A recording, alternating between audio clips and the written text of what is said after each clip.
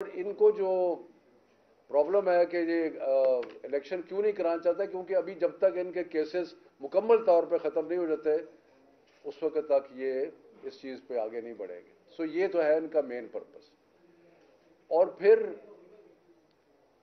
ये जो भगौड़े थे उनको भी वापस ला रहे हैं। एक भगौड़ा पहले वापस आया था जो कि आजकल फाइनेंस मिनिस्टर है, और एक और भगौड़ा जो था वो कल आया है वापस, सलमान शहबाज।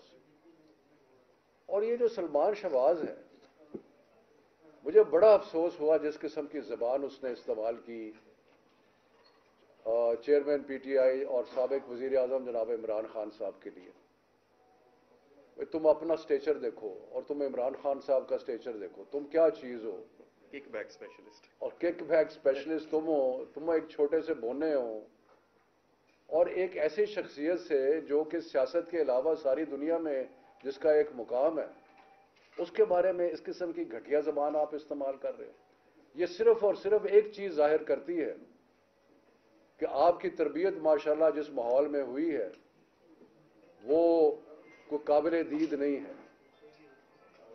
और आप धमकियां दे रहे थे, तो मैं आपको भी बताना चाहता हूं, और इसके बारे में हमारे साथी भी मजीद बात करेंगे, कि आप अगर समझते हैं कि आपके गुनाहों में पर्दा पड़ गया तो ये पर्दा नहीं है, ये छोड़ेंगे नहीं हम आपको। जब तक आप इस कौम को हिसाब नहीं देते अपने गुनाहों का, तब तक आपको नहीं छोड़ेंगे। और आपके गुनाहों की दास्तान लंबी है, लेकिन मैं मुख्तसरन कहूंगा कि ये भाइयों में मुकाबला लगा हुआ था कि कौन ज्यादा पैसे बनाता है। मुझे पता है इस चीज का कि शहबाज की जो फैमिली थी, इनको बड़ा अफसोस था कि बड़े भाईजान थे बहुत आगे लग गए ने, बहुत आगे चले गए, और उनके खानदान बहुत माशाल्लाह अमीर हो गया है, लेकिन हम पीछे रह गए। इसलिए कि अगर आपको याद हो कि जो अपने एसेट डिक्लेयर किए थे जनाब शहबाज शरीफ साहब ने, उन्होंने एसेट डिक्लेयर 1990 में 2 मिलियन की, यानी कि 20 लाख के उनके एसेट थे। 1998 में यानी कि 8 साल बाद उनके 15 मिलियन यानी कि 1.5 करोड़ के एसेट थे। उसके बाद ये 2008 में वजीर आला बनते हैं, और इन 10 सालों में इनके एसेट 7.25 अरब रुपया हो जाते हैं। माशाल्लाह इतनी इनको कामयाबी, इनके हाथ में कुछ सोने की छड़ी थी कि जिस चीज को हाथ लगाते थे वो सोना हो जाता था, कि 7.5 अरब रुपया जो है उनके एसेट्स हो गए। और इनका तरीका वारदात बड़ा क्लियर था। 2 किस्म के बेनामी अकाउंट्स खोलता था, और ये सलमान सारी चीजों को ओवरसी कर रहा था। एक वो थे जो कि लोकल ठेकेदार जो थे, और बाकी लोग जो थे जो कि इनके करप्शन का पैसा इनके अकाउंट्स में जमा कराते थे। आपको याद होगा कि जब इनकी पहली दफा इतला आई थी, तो ये जो इनकी मिल है, शायद रमजान शुगर मिल है, उनके मुलाजमीन के जो अकाउंट्स थे उनके अंदर मुख्तलिफ इलाकों के ठेकेदारों की डिपॉजिट्स मौजूद थे,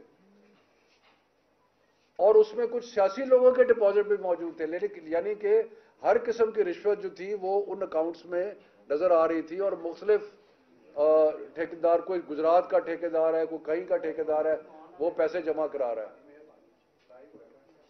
दूसरा जो दूसरी तरह के जो बेनामी अकाउंट थे, ये वो थे कि जो हुंडी के जरिए रिश्वत का पैसा यहां से इकट्ठा करके उसको बाहर भेजते थे, और फिर वहां से उसको अपने नौकरों के और बाकी लोगों के नाम पे फॉरेन रेमिटेंस के तौर पे मंगाते थे।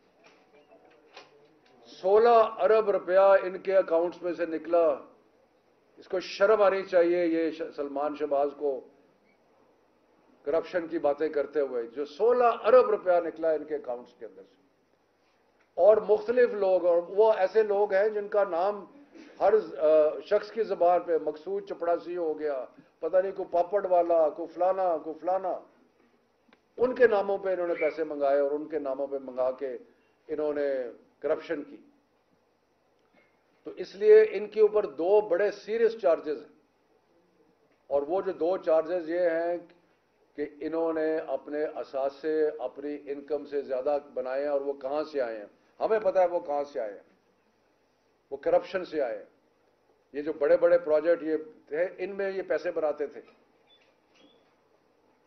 सो एक एसेट्स बियॉन्ड मीन्स है और दूसरा मनी लॉन्ड्रिंग। आपको याद है कि 1992 में नवाज शरीफ ने ये कानून बनाया था, और ये कानून एक बहुत बड़ा रास्ता है करप्शन का और मनी लॉन्ड्रिंग का। और वो कानून ये है कि अगर बाहर से पैसे आएंगे तो उनका पूछा नहीं जाएगा कि वो पैसे कहां से आ रहे हैं। तो यहां से पैसे बाहर भेजो हुंडी के जरिए, उसके बाद पैसे जो है वो मंगा लो मनी लॉन्ड्रिंग करके अकाउंट्स में, और ना उनको कोई टैक्स वाला पूछता है ना कोई और पूछता है। तो ये तो इनकी तारीख है करप्शन की। और ये 7.5 अरब के असासे जो इनका और ये अभी वो है जो डिक्लेयर्ड है, जो डिक्लेयर्ड नहीं है। और इनके और भी, इसका सन इन लॉ जो है उससे भी माल लंबाई कमाया, बाकियों ने भी कमाया, लूट के खा गए सारे मुल्क को। और बातें करते हैं कि जी हम ये कर देंगे वो कर देंगे।